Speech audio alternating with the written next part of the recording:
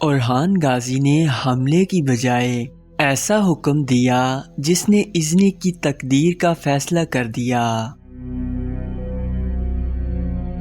ازنک کی دیواریں ابھی مضبوطی سے کھڑی تھی، لیکن شہر کے اندر کے لوگوں نے اپنے گھر اور سامان تک بھی بیچنا شروع کر دیا تھا۔ جھیل جو کبھی شہر کی زندگی تھی، اب خاموشی سے اس کی موت بن رہی تھی،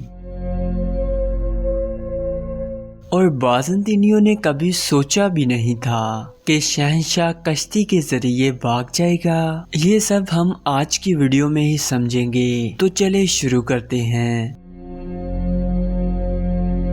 یہ 1320 کا وقت تھا۔ اناطولیہ کا علاقہ سرد اور خشک موسم کی گرفت میں تھا۔ صبح کے وقت کی ہلکی دھند ازنک کی اونچی دیواروں سے ٹکراتی اور شام کو ٹھنڈی ہوا جھیل کے پانی پر لہریں پیدا کرتی تھی۔ ازنک صرف ایک شہر نہیں تھا، یہ بازنطینی سلطنت کا ایک اہم علاقہ تھا۔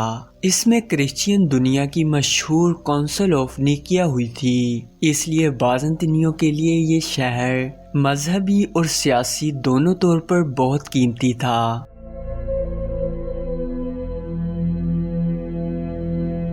ازنک ایک ایسی جگہ پر تھا جہاں خود قدرت اس کی حفاظت کرتی تھی۔ شہر کے مغرب کی طرف ازنک جھیل تھی، جبکہ مشرق اور جنوب کی طرف پہاڑی سلسلے اور کھلے میدان تھے۔ ازنک جھیل 32 کلومیٹر لمبی اور کئی مقامات پر 8 سے 10 کلومیٹر تک پھیلی ہوئی تھی۔ تاریخ دان ابن بطوطہ اپنی کتاب دی ٹریولز آف ابن بطوطہ میں لکھتے ہیں کہ یہ جھیل شہر کے اتنا قریب تھی کہ کشتیاں سیدھا دیواروں کے نیچے بندرگاہوں پر لگتی تھی۔ جھیل کے اندر بازنطینی کشتیاں سپلائی کے لیے کام کرتی تھی۔ ان کشتیوں پر کھانا، تیل، کپڑے اور ہتھیار لدے ہوتے تھے۔ کشتیاں جھیل میں سے ہو کر دیوار کے نیچے آ کر لگتی تھی، اور پھر بازنطینی سپاہی یہ سارا سامان کشتی سے اتارتے تھے اور اسے قلعے میں لے جاتے تھے۔ اسی وجہ سے ازنک کو لمبی دیر تک بھوک کا کوئی خطرہ نہیں ہوتا تھا۔ ابن بطوطہ واضح طور پر لکھتا ہے کہ جب تک یہ جھیل کھلی رہی، شہر زندہ رہا۔ ازنک کی دیواریں صرف اونچی نہیں تھی، بلکہ بہت سوچی سمجھی بناوٹ پر مبنی تھی۔ ان کی لمبائی 5 کلومیٹر تھی، جبکہ ان کی اونچائی 10 سے 13 میٹر تک تھی، اور یہ دیواریں 5 میٹر تک پھیلی ہوئی تھی۔ ان دیواروں میں 114 برج تھے۔ ہر برج کے درمیان ایک تیر انداز کھڑا ہوتا تھا۔ کچھ مقامات پر دیواروں کے باہر خندق بھی تھی۔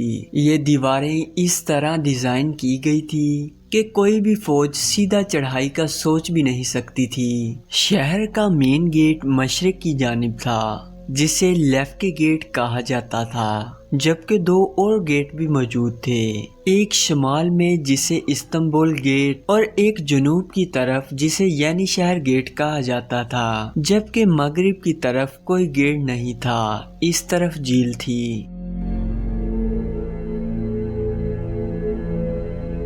شہر کے باہر اورحان غازی اپنی فوج کے ساتھ موجود تھا۔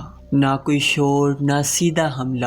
اورحان غازی دیواروں اور جھیل کو دیکھ کر سمجھ چکے تھے کہ سیدھا حملہ کرنا عقل مندی کی بات نہیں، اس لیے ایک بڑا منصوبہ ترتیب دیا گیا، اور شہر کے گرد اہم مقامات پر 2 چھوٹے قلعے تعمیر ہوئے۔ ایک قلعہ جھیل کے قریب تعمیر کیا گیا، جس کا نام کیپلیچا تھا۔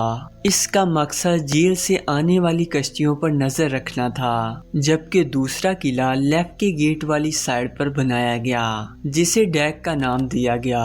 اس کا مقصد گھوڑوں اور اشیاء کی فراہمی کو روکنا تھا۔ خلیل انچک اپنی کتاب دی اوٹومن امپائر کلاسیکل ایج میں لکھتا ہے کہ ان قلعوں کا مقصد حملہ نہیں، بلکہ شہر کی سپلائی کا گلا گھونٹنا تھا۔ साल गुजरते गए। उस्मानी किले को घेरे में ले चुके थे। झील से जो भी कश्तियां सामान लेकर आती थी, उस्मानी झील के करीब मौजूद किले से इस पर नजर रखते थे और वक्त आने पर इस पर हमला करके सामान हासिल कर लेते या फिर उन्हें भागने पर मजबूर कर देते। अगर कोई किस्मत से कामयाब भी हो जाता तो दूसरा किला जो कि शहर के मेन गेट पर नजर रखे हुए था, वो इस सामान को रास्ते में ही रोक लेता था। आहिस्ता आहिस्ता झील से कश्तियां आना बंद हो गई और किले की बाहर जो बाज़ंतीनियों के खेत थे उन पर भी उस्मानी कब्जा कर चुके थे। बाजार खामोश होने लगे। शहर में मौजूद लोग जिन्हें जिंदा रहने के लिए खाने की जरूरत थी, लोग अपना सोना, कपड़े और घर तक भी सिर्फ खाने के बदले देने लगे। दीवारें अभी भी बिल्कुल मजबूती से खड़ी थी, लेकिन शहर के अंदर के हालात नाजुक हो चुके थे।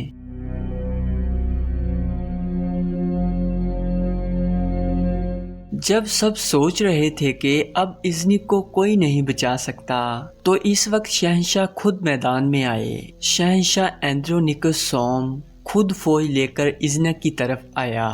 मालटीपी के इलाके में उस्मानी और बाज़ंतीनी लश्कर आमने सामने आए। हीथ लोरी अपनी किताब the nature of the early Ottoman state में लिखते हैं, उस्मानियों ने बाज़ंतीनी फौज को थकाकर अचानक हमले किए। इस लड़ाई में बाज़ंतीनी शहंशाह जख्मी हो गया, जिसके बाद वो जान बचाने के लिए झील की तरफ भागा और वहां मौजूद बाज़ंतीनी कश्ती पर बैठकर फरार हो गया। बाज़ंतीनी शहंशाह का जख्मी होने पर भागना एक बड़ी कामयाबी साबित हुआ, क्योंकि जब शहंशाह झील में कश्ती पर बैठकर फरार हो रहा था तो इज़्निक के लोगों ने किले की दीवारों से ये सारा मंजर देख लिया। इस दिन सबको यकीन हो गया कि अब कोई मदद नहीं आएगी और शहर ने दिल से हार मान ली।